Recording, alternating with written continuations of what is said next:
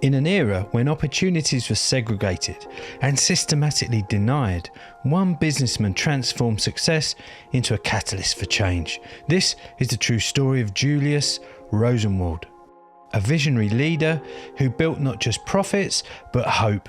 But before we explore today's story, this is Man Friday Fire Pit. If you like this content, please remember to like and subscribe to the channel.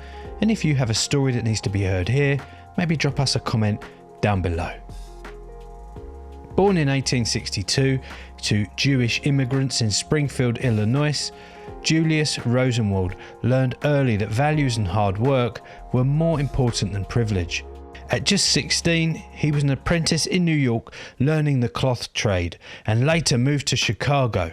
There he helped rescue Sears, Roebuck and Company from ruin, growing a mail-order business into a retail powerhouse.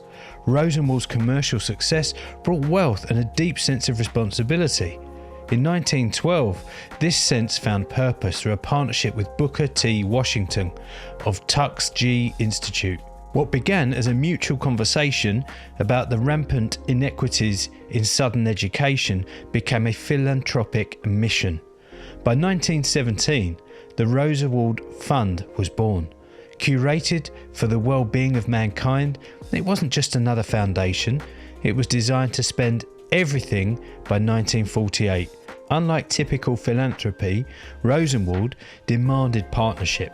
For every dollar he provided, local communities had to match with money, labour, land, or persuade white school boards to commit to maintenance.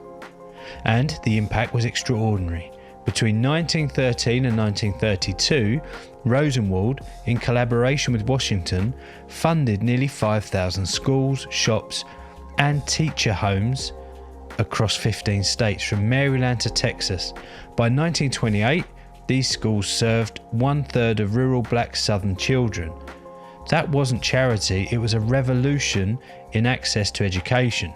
Black communities, often in dire poverty, raised $4.8 million in matching contributions, working together to build, own and maintain these schools. Their involvement made it more than a gift, it was a shared victory.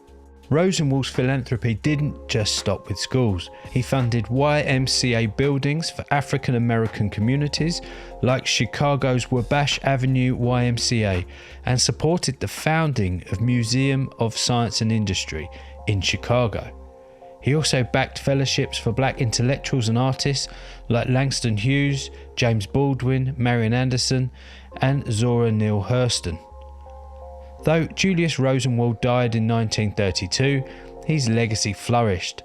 Many Rosenwald schools have become historic landmarks, some repurposed into community centres. The National Trust for Historic Preservation now recognises them as national treasures. Research shows these schools had a measurable impact on literacy, academic attainment and even life expectancy, tracking educational gains that rippled across generations. They helped launch future leaders who led the civil rights movement. What makes Rosenwald's story extraordinary isn't the number of schools he built, it's the deeply human philosophy behind it.